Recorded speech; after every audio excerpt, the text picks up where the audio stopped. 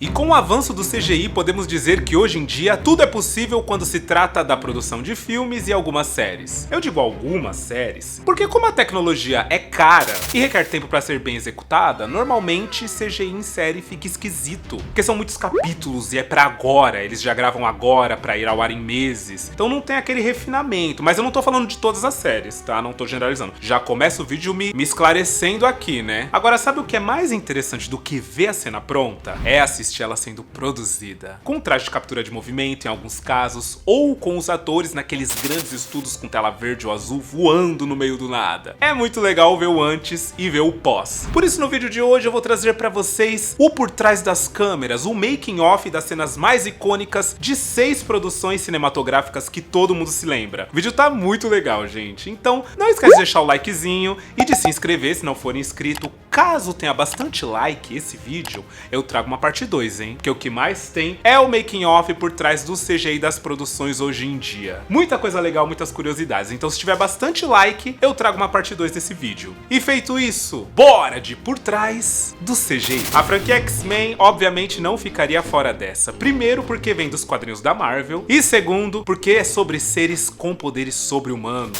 Porém, se tem uma cena icônica na franquia, do qual todo mundo se lembra, são os momentos em que o Pietro usa os seus poderes da super velocidade para salvar geral. Tanto durante a fuga da prisão do Magneto, quanto o momento em que a mansão Xavier explode. Bora mergulhar nos bastidores. Para começar, foi utilizada uma super câmera, gente, que grava a 3.000 quadros por segundo para obter esse slow motion tão perfeito. E o que significa 3.000 quadros por segundo é que para cada segundo capturado pela câmera, cada segundo, hein, eles obtêm 3.000 fotos para cada segundo. Ou seja, é uma super câmera lenta, é uma coisa sobrenatural. E esse equipamento consegue congelar a imagem em tempo real e passar a perspectiva de que tudo tá acontecendo dentro de milésimos de segundos. Porque é isso, né? O poder do Pietro é esse, ele age dentro de milésimos de segundo. Não dá pra ver a olho nu. O mais interessante é que as explosões em si não foram feitas no CGI. Elas foram realmente filmadas pela super câmera. O CGI foi a inserção do Pietro nas imagens. E isso na fuga da mansão Xavier. Já na cena da cozinha, em Dias de um Futuro Esquecido, a maioria das comidas e gotículas de água foram de fato inseridos durante a pós-produção do CGI. Assim como a panela de comida que a gente pode ver aqui, o antes e o depois, do Pietro colocando o dedo e comendo ali o que tem ali dentro. O legal é que pra trazer esse efeito no rosto do ator, né, de que ele tá correndo muito, eles filmaram o ator, o Evan Peters, numa esteira, correndo normal, com um tubo de ar saindo na cara dele. Então, tipo, é muito engraçado. E a pessoa tem que ter uma autoestima, né, porque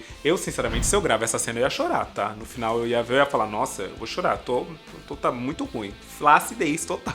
E no final das contas, ambas as cenas são de tirar o fôlego. E aí eu te pergunto, qual a sua preferida? A da mansão Xavier ou a da fuga com o Magneto? E em 2016, The Jungle Book, ou Mowgli, o Menino Lobo, chegou aos cinemas, repleto de CGI. Tanto que o único ser humano de fato a aparecer no filme é o então jovem ator Neil Seth, que interpreta o Mowgli, sozinho, num set gigantesco todo azul. O interessante é que esse filme do Mowgli, eu sinto que apesar de ter sido muito bem feito, ele foi um teste, um protótipo do diretor Jon Favreau para um dos seus filmes que viriam a seguir, O Rei Leão. Teste que eu digo é no sentido deles tornarem os animais, de fato, fotorrealistas, e com expressões limitadas ao que o rosto dos animais de fato conseguiriam fazer na vida real. O babado é que no Mowgli funcionou, né? Eu acho, inclusive, porque tem o próprio Mowgli, e ele é muito expressivo, ele é muito emocionante, né? No Rei Leão não funcionou muito. O fato dos leões ali, os animais não terem expressão durante todo o filme, teve muita gente que falou que, nossa, parece que tá assistindo um documentário chato do Discovery Channel. É babado, a crítica foi pesada. Mas não é sobre isso o vídeo, né? O mais interessante no desenvolvimento do CGI do Mowgli é que os animais, sendo 100% criados no CGI, eles são criados desde os ossos, os músculos, pele e pelos. Ou seja, é feito realmente um estudo anatômico para se chegar a esse resultado, que no meu ver é impecável. Em alguns momentos específicos, quando era necessário de fato o tato entre o Mowgli e os animais, eles usavam réplicas em tamanho realista das partes do corpo dos animais ao qual o Mowgli interage. Isso facilitava pro ator. Assim como na cena em que ele divide divide a comida com outros animaizinhos. A gente pode ver ali que tem um cara com um fantoche interagindo com o ator e lá atrás duas mãos que surgem com olhos, que no final, né, todos foram substituídos por animais em CGI. Mas isso ajudava o ator a ter ali a perspectiva de pra onde olhar e como interagir. A cenografia e a ambientação também foi toda criada em CGI. E o mais interessante nesse aspecto é que eles têm que criar toda a área da cena, e não só o que aparece em tela. Mesmo certas coisas não aparecendo, elas devem estar lá, e eu acho isso muito doido. E ainda algumas das cenas, enquanto eram filmadas, já apareciam em um monitor especial específico como seria mais ou menos o resultado final. E isso para poder guiar o ator nos lugares corretos que ele deveria andar, pisar e tal.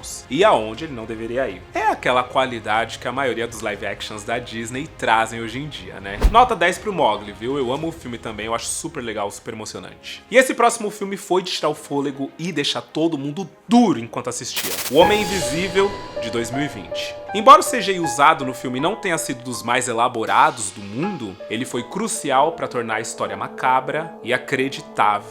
Isso porque a remoção do ator com a roupa verde feita, com a perfeição que foi feita, trouxe pra gente a paranoia nos momentos em que não há interação alguma entre os dois. Porque no decorrer do filme, a gente de fato, a gente fica entre achar a personagem psicótica ou entender quem acha ela psicótica. Porque a gente começa a ficar psicótico. Porque a gente não sabe, será que ele tá ali? Será que ele não tá? Será que ele tá observando ela? Será que ele não tá? Então a gente passa a dúvida da gente e dúvida dela. É meio doido, a direção do filme é muito boa, eu indico. E se vocês quiserem review dele, eu nunca fiz porque o canal nem tinha na época, né? Então hoje eu ia ficar feliz em trazer um review dele, viu? Eu ia gostar muito de falar dele. Mas eu preciso saber se vai ter like, se vai ter engajamento. Então comenta aí se vocês querem que aí eu trago. E pra sequência, aonde ela é jogada na mesa, além do ator verde e a dublê da Elisabeth Moss, que é claro que não foi a própria atriz que fez isso, cabos de aço deram ali uma força pra erguer a garota, pra jogar ela pro outro lado com mais facilidade. E foi usado ainda uma câmera robô com controle de movimentação. Isso porque trata-se de uma cena contínua, né, sem cortes. Então, pra fazer a transição perfeita, as câmeras têm que estar alinhadas pra fazer o mesmo movimento sempre. O canal VFX Guru colocou lado a lado o vídeo dos bastidores dessa cena desde o início, quando ele pega ela na cozinha, e a cena final. E o resultado é sem dúvida impressionante. Eu acho um belíssimo trabalho aqui.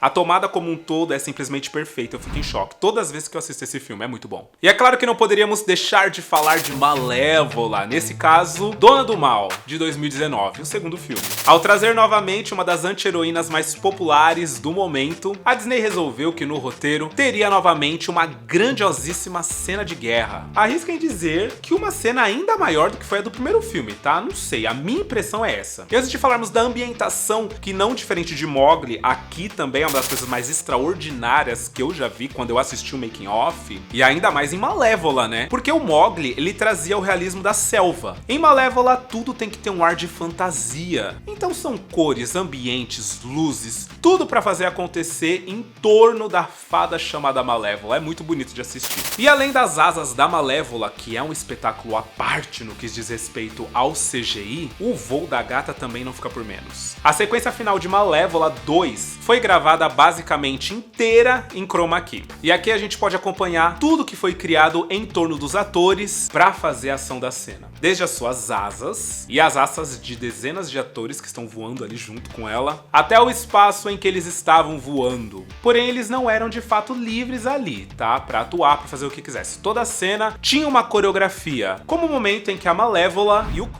trocam de posição ali em pleno ar. A ação toda coreografada levou algumas tomadas para ficar pronta, e em uma delas podemos ver o quanto o timing do movimento dos atores tem que ser preciso. Caso contrário, o impacto dos dois é inevitável. Eu amo, como vocês sabem, né? A tecnologia do CGI eu acho fantástica. Mas bora prosseguir com o próximo filme, porque esse todo mundo já assistiu, eu tenho certeza absoluta.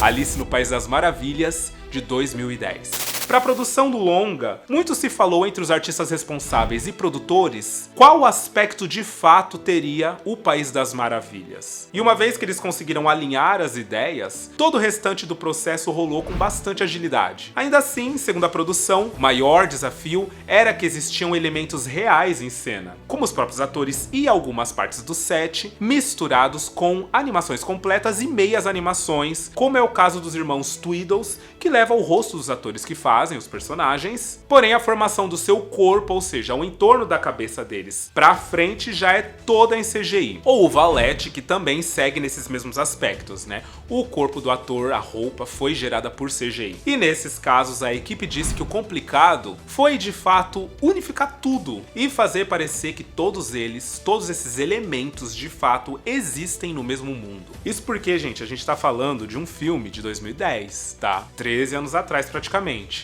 E naquela época já tinha CGI, mas o terreno ainda não era amplamente explorado. Ainda assim, Alice no País das Maravilhas envelheceu absurdamente bem, sendo melhor em alguns aspectos que muitos filmes produzidos hoje em dia, hein? E uma das cenas mais desafiadoras de todo o filme foi a cena em que Alice corre do capturando. Eles filmaram a atriz correndo, né, em uma esteira e, de certa forma, imaginando tudo que ela pudesse estar passando ali na floresta de cogumelos gigante. Se esquivando das folhas, levantando, correndo, tropeçando e tudo e tal. E depois disso, tudo precisou ser combinado para dar a impressão de vastidão na floresta, unidas a tudo que de fato está acontecendo com o monstro que tá correndo atrás dela. A poeira e todos os elementos físicos. No final a gente tem uma sequência incrível da Alice correndo ali, né? Eu sou apaixonado por esse momento do filme. E essa próxima curiosidade eu aposto que vocês não sabiam. Além dos animadores mexerem na cabeça da Rainha Vermelha, da Helena Bonham Carter no caso, depois que eles viram o quão interessante ficou ela ter um cabeção, eles pediram que diminuíssem um pouquinho a cintura da personagem, para que ela tivesse uma silhueta de ampulheta.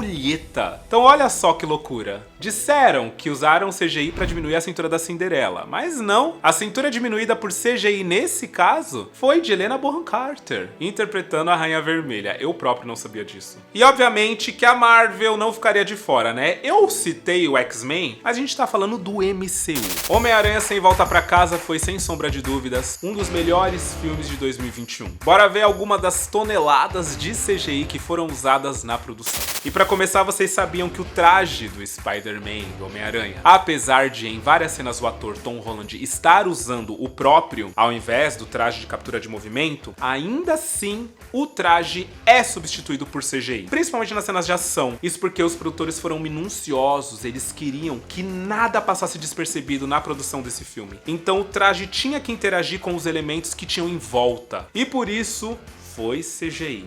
Não adianta. E essa não é novidade, eu acho que todo mundo já imaginava isso, mas a Ilha da Liberdade também foi 100% CGI. A cena em si foi filmada em um estúdio de chroma key e toda a ambientação foi feita pela equipe de efeitos visuais. Primeiro porque fica mais barato, né, no quesito locação, e depois porque a gente sabe que a participação do Andrew Garfield e do Tobey Maguire foi sigilo absoluto até a estreia do filme, né? Sendo assim, o melhor a fazer era não gravar em público. Os artistas de efeitos visuais receberam várias fotos da Estátua da Liberdade de verdade para reconstruir uma réplica digital 100% fiel à original. Com isso, todo esse espaço da Ilha da Liberdade teve que ser amplamente replicado. E apesar de ser digital, sim, ela tinha que ter de fato o tamanho realista. Então você imagina o tamanho desse arquivo dentro do programa. Eles recriaram a Ilha da Liberdade toda em CGI. E uma das coisas mais importantes na hora de se construir uma cena desse tamanho é respeitar a física de cada material que está ali, como os ferros e metais dos andaimes, a parte interior da própria estátua, o canteiro de obras e o mar. Isso porque quando esses materiais colidem um contra o outro, como foi o caso da cena em que o escudo do Capitão América cai, eles precisam agir da maneira que esses materiais de fato agiriam se isso acontecesse no mundo real. Ou seja, o grau de detalhamento para se criar uma sequência dessa é simplesmente absurdo. E para não dizer que não tinha nada no estúdio, parte dos andaimes e da cabeça da estátua foi montada ali de verdade, mas só. O restante é aquilo. Palmas pros artistas de CGI, porque eles deram o nome. Tá passado? Mas você deixou o like? Tá passado, mas deixou o like? Esse vídeo deu mais trabalhinho, hein? Se vocês querem mais vídeos desse, é melhor caprichar no like que aí eu trago, hein? Já disse isso no começo do vídeo, né? Se você não for inscrito, se inscreve, ativa o sininho. Assim, sempre que sair vídeo novo, você vai ser notificado. Obrigado pela companhia, eu espero que vocês tenham gostado do vídeo de hoje. Um beijo e até o próximo vídeo.